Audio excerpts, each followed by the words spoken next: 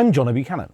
Now, in a previous video, what I had a chance to do was to start looking at the idea of randomization of patterns using Logic's pattern sequencer and drum machine designer. We created a random drum sequence using not just individual drum hits, but also some automation parameters.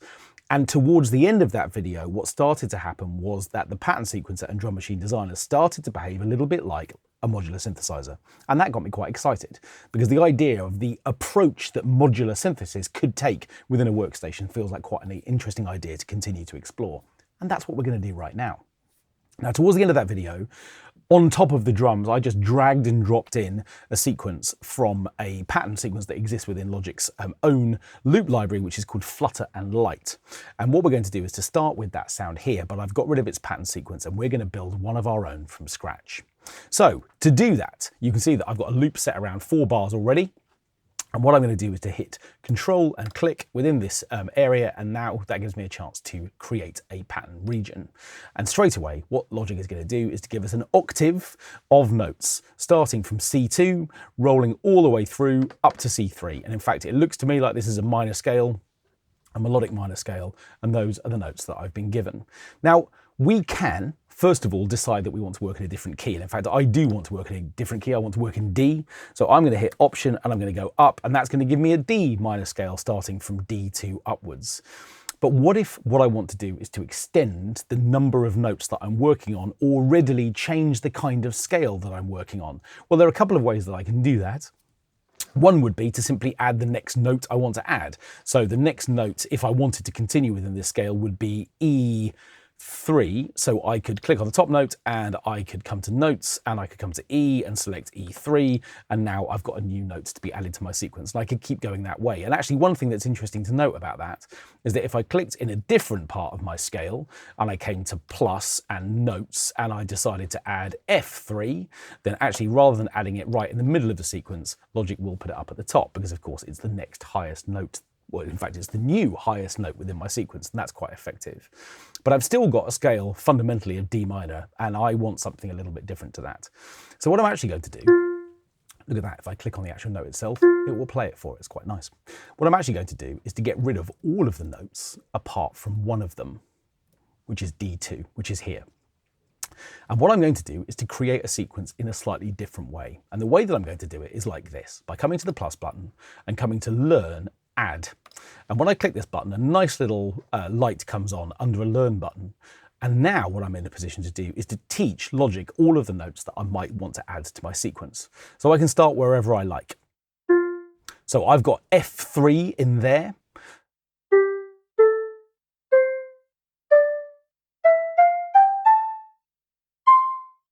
And these are the notes that I want. But I also want some notes that are in the octave below as well. So I'm going to go in and add those now. And then I think we are close to being roughly where I want us to be. So our lowest note is now D2, and we're coming all the way through to C5. So I've got all of these notes that are being added wherever I want them. And what I can then do when I'm finished is to press the Learn button again. And now I've got all of the places where notes could be added. And of course, we already know that if I want to add more, I can press Learn again or simply add a note manually. The next thing to do is to add the notes that I actually want to my sequence. And if I do this with the MIDI outlight off, it means I can keep talking to you at the same time as clicking, which is always fun because I tend to find that I end up sounding a little bit like a robot. That's the problem with thinking and doing at the same time. So I'm literally just sort of half thinking and half randomly assigning these notes. And hopefully we'll get something which sounds a tiny bit coherent.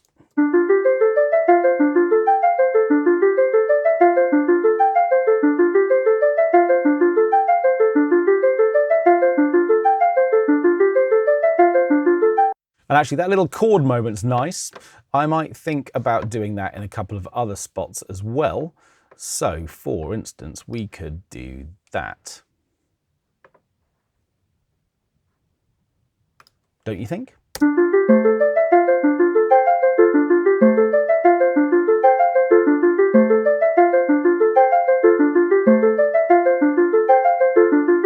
I do think. Okay, now in the previous video, because we were dealing with drum hits, transient heavy, no sustained portion, effectively we were just dealing with notes like this that played through in a pattern. And yes, we're getting to the randomization, I promise. But one of the main advantages that we have from the idea of notes like this, little accompanying notes that are a little bit lower, is that the first thing we can do with melodic instruments is to add a length to them. So of course, as we already know within pattern sequences, firstly, our first tab allows us to turn events on and off, and then this drop-down menu allows us to then further edit the notes that we've already added with a number of different parameters. And one of those is tie. And what that allows me to do is to have notes tie across a number of individual steps. And for that to happen, all I need to do is to drag out across the areas where I want those ties to happen. So if what I wanted was for this to be, let's say 5 notes, 6 notes long, I can simply drag from start to finish. If I want to reset it, by the way, I can just go back and click on the first step again. And as you can see, I can go forwards and backwards. So it's up to me to decide where I want the tie to start and where I want it to end and all that sort of stuff. So firstly, I've turned this note off, but we're going to restart it. And now what I've got is a note which is going to last for a period of time and hopefully hold for a little while. Now, this note that I've actually programmed is actually not a fully sustained sound. So we're going to hear the fact that it has got a longer length to it, but it's not going to really stick around for the entire duration of the notes that I've held down. So we'll amend that in just a moment, but I'm going to make it super long for now so you can hear the difference between the short and the longer notes.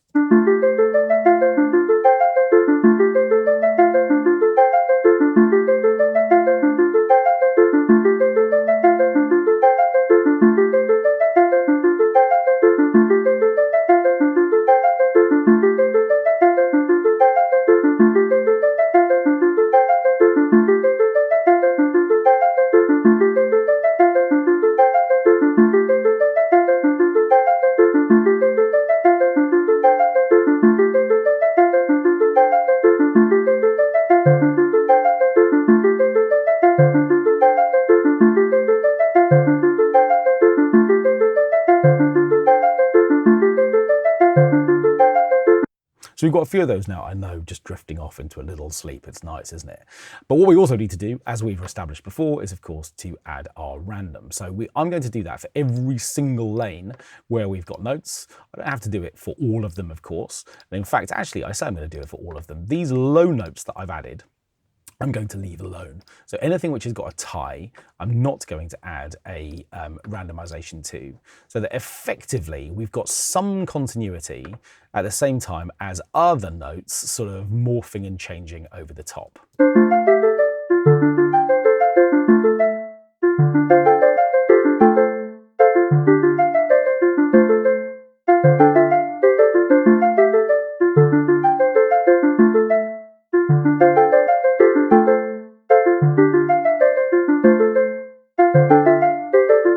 The other thing I'm going to do for all of the tied notes is I'm going to change their length.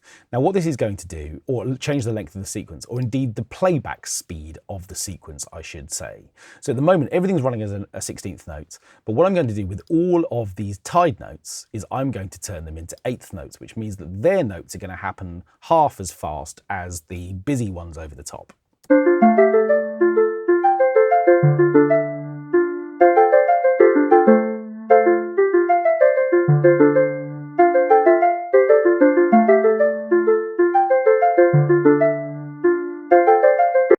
And that's given me a thought, which is that potentially what we could also do would be to add a really low octave to provide a kind of baseline for this whole sequence. So I am going to come back to plus, and I am going to come back to learn, and what I'm going to do is to add my super low sequence.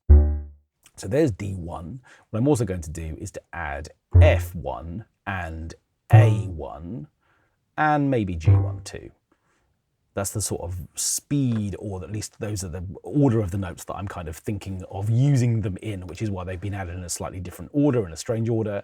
But what I'm going to do is, again, to just make sure that I'm clicking notes here. What I'm going to do is to have my bass line rise, and then I think I want it to be an A, and then I want it to be a G. What I can then do is to come back to tie and make sure that these notes last. Maybe some are going to last all the way through to the one that takes over, and others are just going to last for 3/16th notes maybe. And then what we'll do is to make this one last all the way through as well. And again, maybe what we'll do is to have this unfold even more slowly. So if I take these down to quarter notes, each one will play every quarter note. Now remember, if they were different values, it's possible I'd end up with really low chords there. For example, if I selected a quarter note in the lowest note, but an eighth note in for the F, for instance, it would come around twice as quickly as this one would. So in other words, we'd end up with some overlap.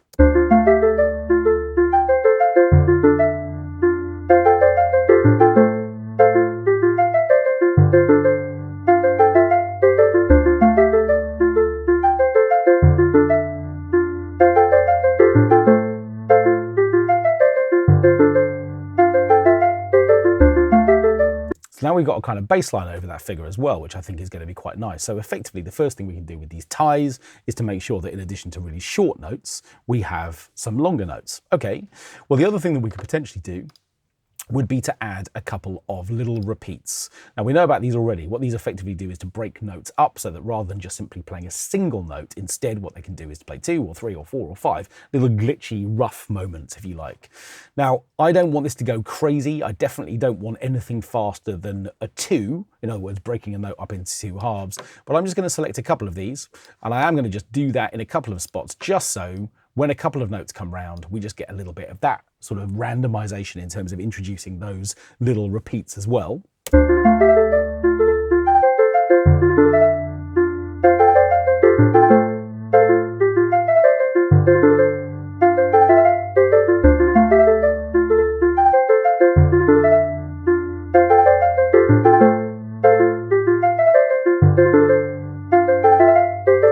Okay, but what I want to start doing now, alongside the randomness of these notes, is to start thinking about shaping these sounds in various ways. And the first way that I want to do that is to add a little bit of sort of envelope shaping from a kind of filter point of view. Now I'm actually going to do that via a plugin. I've got a sort of EQ over this sound, which is just doing a little bit of stuff to notch out a couple of the kind of middle nodes, if you like. But for real sort of tonal shaping, what I'm going to do is to come to the auto filter, and I'm going to use the kind of envelope section here to just create a little bit of bite on each individual note.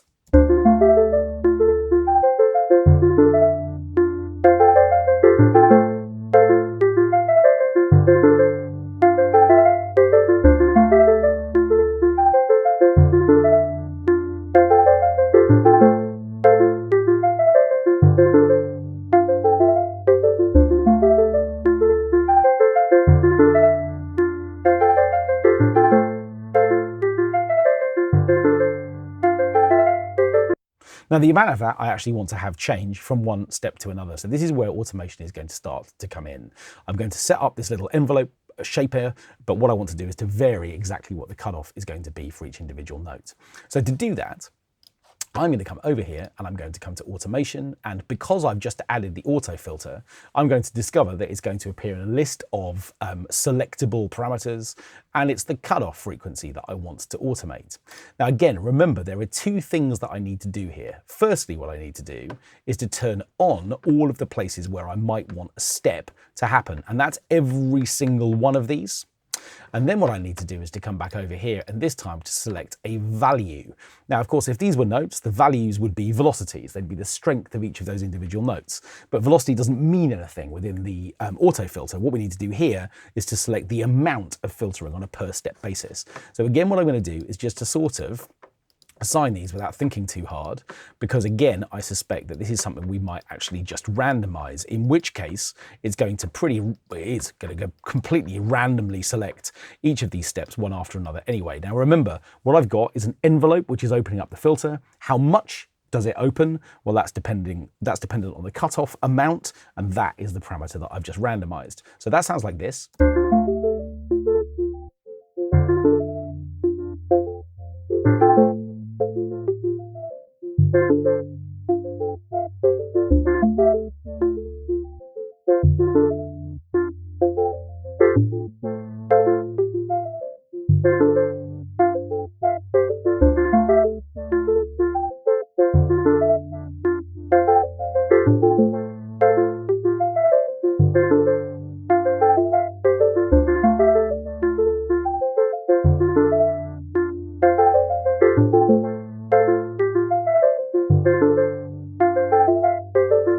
And we can see that cutoff changing as we make that adjustment. So what I've just done, and this is not automated, is that I've just brought up the sustain level. And what that means is that as each individual little slice, as the envelope shaping on each individual slice drops, it doesn't drop all the way to 0. That was feeling a bit too closed, a bit too muted. So I've just brought up those values a little bit, but also I'm just raising the sustain level a little bit as well. So that's our first little bit of automation data, which is now being added. So effectively it's our first little control message, if you like, which is now taking place on our track. I think that's going to be quite nice. Now the next effect that I'm going to bring in is going to be a Bitcrusher. And there are 2 parameters that I'm interested in potentially automating here. One of which, that's come in very small somehow. Let's make it a little larger. One of which is the resolution, and one of which is the downsampling. Now again, before we automate anything, this is what they do. So the resolution, what's that? Like a New Year's, it doesn't matter.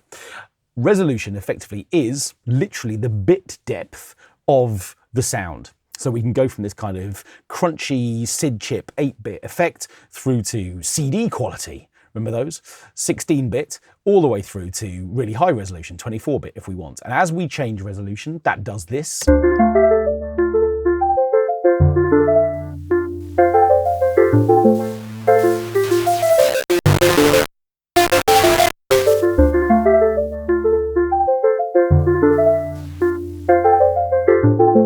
I know everyone had fallen into a sleep was sort of like, what was that?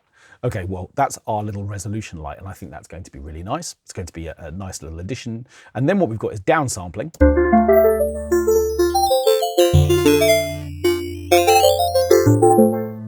Which gives us these super aliasy effects, and they are far more extreme if the resolution is low. So what we're going to do next is to add both of those parameters. I'm going to close this down. We know what they both do. So now what I'm going to do is to jump into here, and because, again, I've just added this effect, we're now going to find that Bitcrusher is in the list. So one of them is downsampling.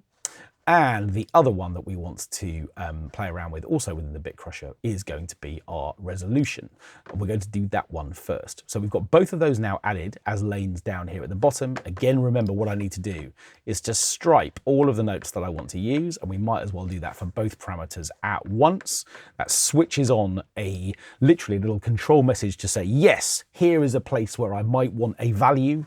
And then what we have a chance to do is to choose what those values are. So this time I'm going to just sort of play around in this gap between sort of 14-bit at its highest and 8-bit maybe at the lowest. I say that, it got exciting, didn't it, at kind of 4-bit. So let's go there a couple of times. And maybe what we're going to do here is just to, again, slow down the speed at which each of these is selected. I'm going to come down to an 8th note. And then for the downsampling, what we'll do is just kind of create, again, a sort of random series of steps. And I'm just literally dragging across these to make sure that we've got different values selected. And what I'm going to do is to keep the resolution moving forwards, but to randomize the amount of downsampling. And that means that those relationships are going to be different.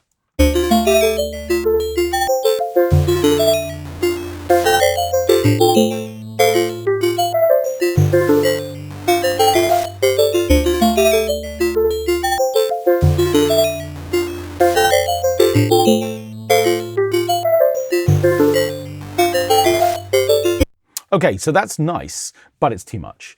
And the way I'm going to get around it being too much is I'm going to come back to the Bitcrusher and I'm going to take the mix value down to, I don't know, how about sort of 25%?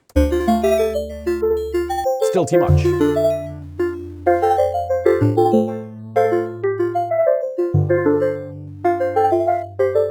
The other thing I'm going to do is to slow down the rate of both of these again. I'm going to take the downsampling down to 8th notes. I'm going to take resolution down to quarter notes.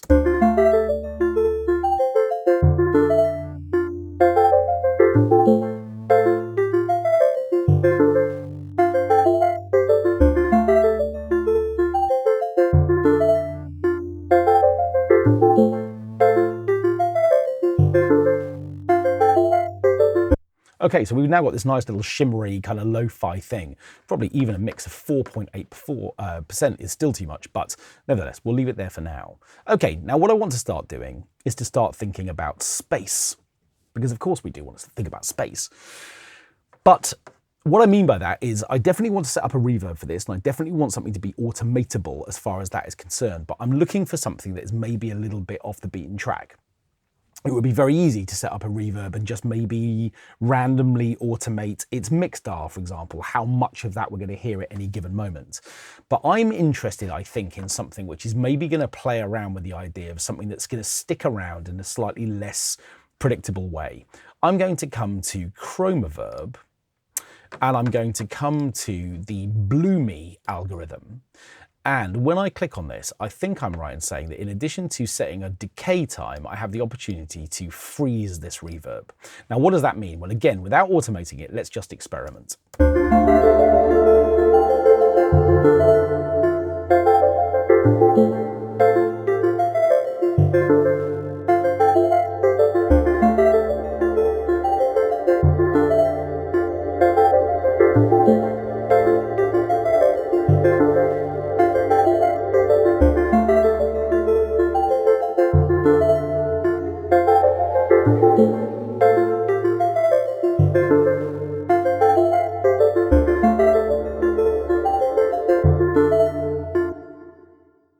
So what that effectively, I know that was nice, wasn't it? That was nice. What Freeze does is to hold, literally just provide this kind of amazing, glowy, shiny, frozen thing. Well, of course it's frozen, it's called Freeze. But you take my point, we effectively get this kind of sustained, lovely glow of reverb. So that would be a nice parameter to play with as well. But how are we going to switch it on and off? Okay, well, we're going to do that like this.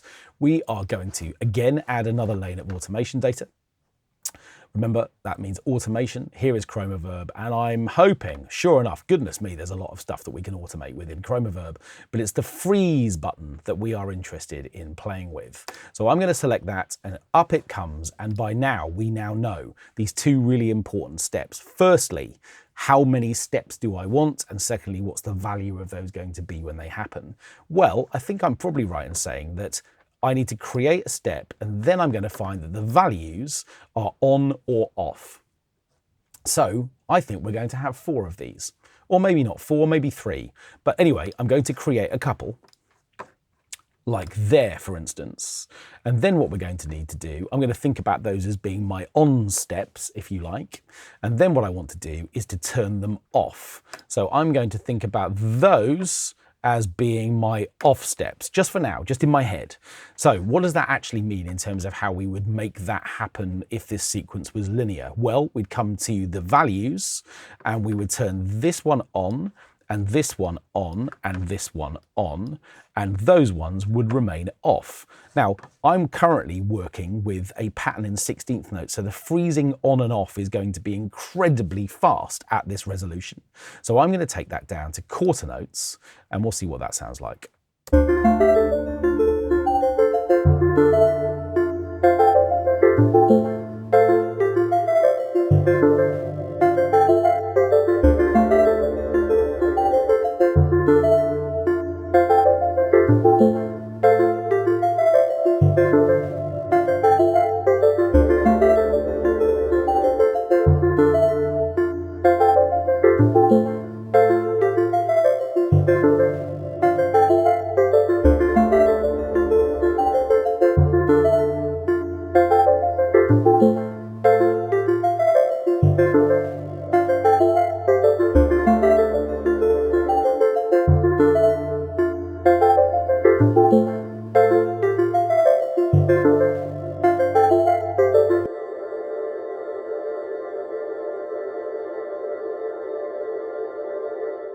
And that's what happens if I happen to press stop when the freeze is on. So we've got this kind of world of stuff happening behind our sequence, which is really nice.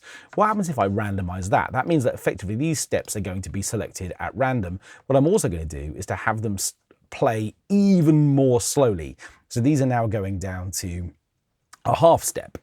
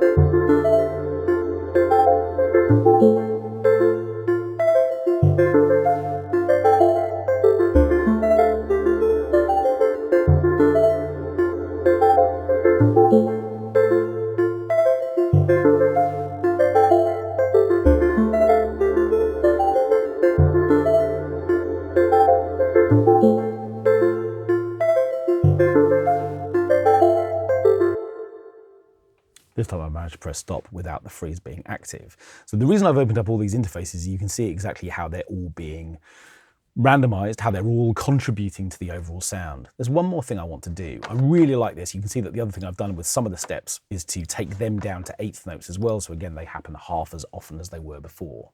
Now, what might we be able to do with an auxiliary effect in the context of this kind of pattern sequencing?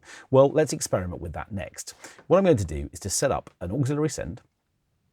We'll send this through to bus number 1, the first available send that there is, and we'll turn the level up for a moment. And what I want this to do is to produce a kind of regenerating little delay effect. I'm going to select tape delay.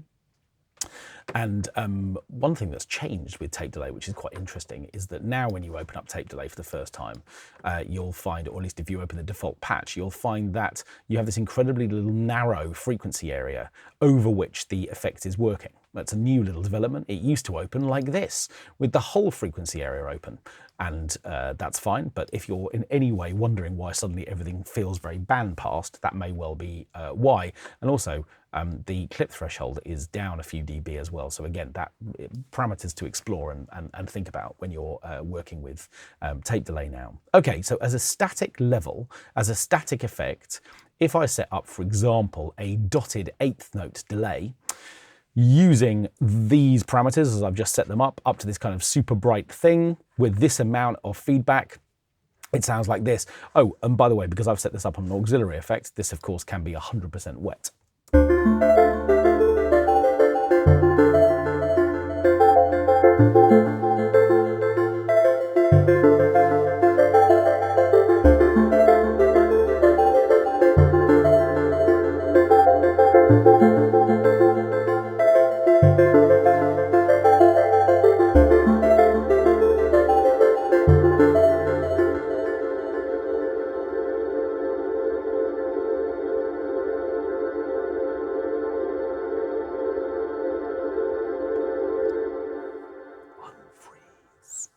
Okay, so what we've now got is, of course, I stand literally a 1 in 2 chance of it being frozen or not.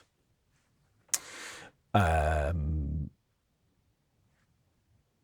got a joke in mind, but I'm going to just let it go. Sorry, I had to. Okay, so we are going to play around with the send level to this effect.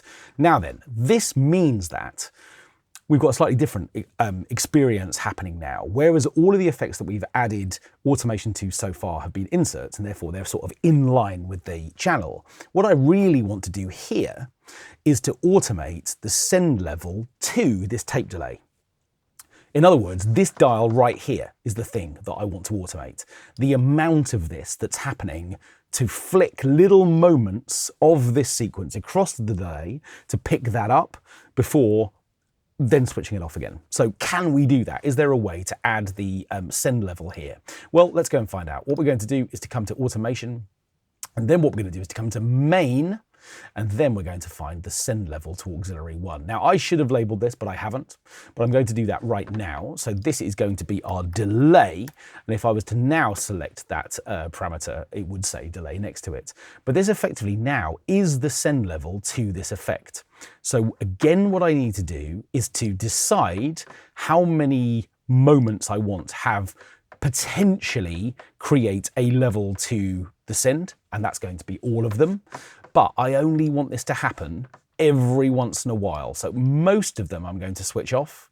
And because I'm going to randomize this, it doesn't actually matter which one I leave switched on. We in fact are only going to leave one of them switched on. That's how brave we are on this channel. So I've chosen this one here, this is our special little moment. Now, if I left this just running statically, so in other words, sorry, just running forwards, it means that every second beat of every bar would get some momentary little send level, and we should be able to hear that.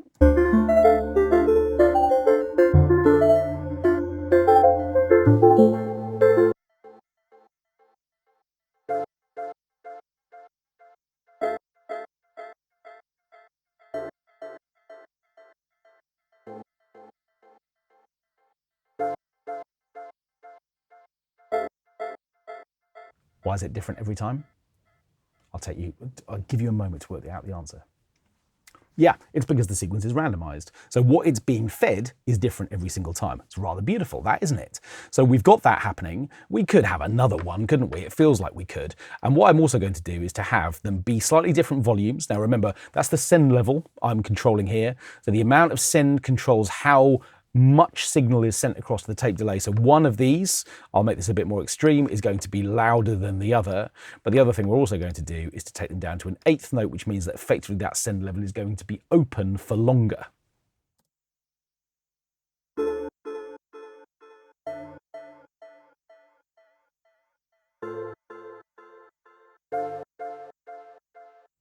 And with random,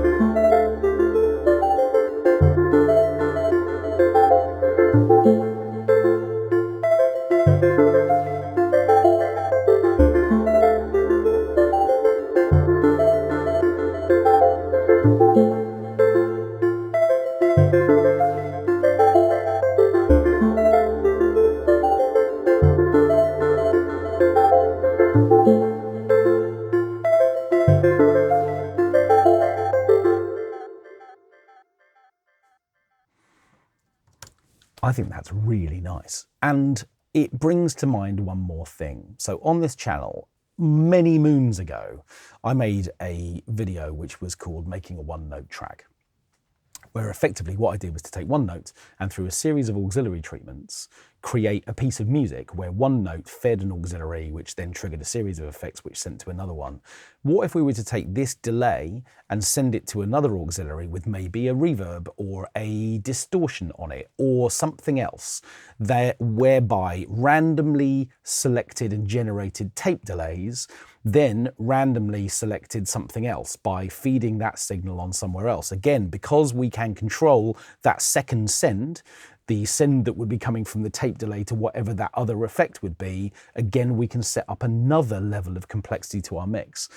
I think this is endlessly fascinating, and this won't be the next and final installment in this idea of random pattern generation, because now what we've done across two videos is to look at this kind of applied to drum programming and now to more melodic sequencing, but it still feels like we've got plenty of road left to run down as well. But for now, we'll leave it here. You now know how to create sequences, how to randomize, how they play back, but also to begin to think about not just automation of insert effects, but now auxiliaries too. It's a brave new world out there.